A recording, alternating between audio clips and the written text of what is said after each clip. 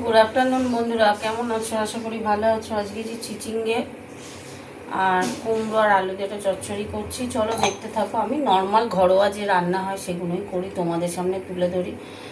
ভালো লাগলে কমেন্ট করো, নাহলে আর কি বলবো বলে চলো রান্নায় যাই।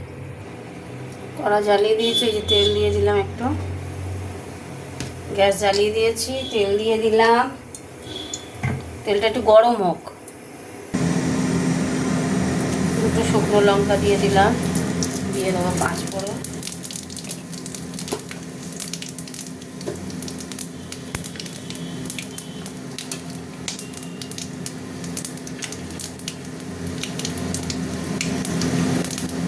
আর দিয়ে দিলাম পেঁয়াজ।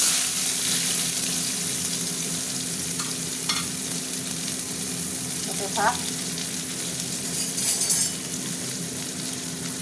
কোন পাখি তার দুঃসাহসের দানা মেলে যায় হারিয়ে অন্ধকারে। হতে থাক, পেঁয়াজটা ভাজা ভাজা হোক। এবার আমি সবজিগুলো দিয়ে দিচ্ছি, জল দেবো না বুঝেছো, এই তেলের মধ্যেই ভাজা হবে। আমি একেবারে এখন নুনও দিয়ে দেবো একটু,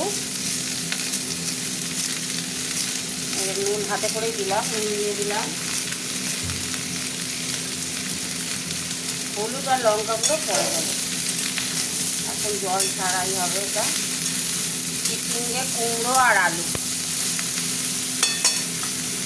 বেরেস্তার মতো করে পেঁয়াজগুলো কেটেছিলাম, জানো তো। হতে থাক। এবার চাপাটা খুললাম, টমেটোটা দিয়ে দিলাম,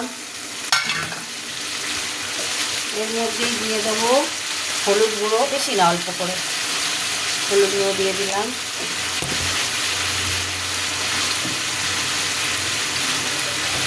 আর দিয়ে দেবো একটু লঙ্কা গুঁড়ো, আর কিছু দেবো না।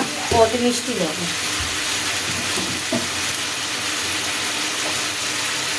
একটু মিষ্টি দিলাম।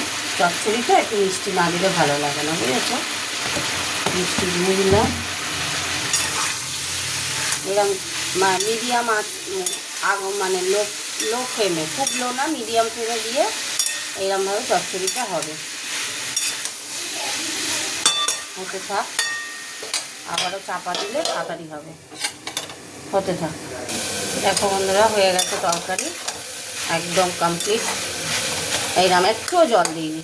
তোমরা এরকম আঁচ কমিয়ে দিয়ে, গ্যাসটা কমিয়ে দিয়ে এরকম করে রান্না করবে, এই চচ্চড়ি খেতে খুব ভালো লাগে। চাপা দিয়ে দিলাম, গ্যাস অফ করে দিলাম। চলো তোমাদের সাথে একটু কথা বলে নিই। তো আজকে তাহলে চিচিঙ্গে, আলু আর কুমড়ো দিয়ে একটা চচ্চড়ি করলাম। কেমন হয়েছে কমেন্ট করে জানিও।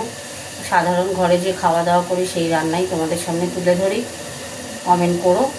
আর যারা ভালো লাগবে না, আর কি বলবো, তোমরা কমেন্ট করলে আমার একটু ভালো লাগে। টাটা।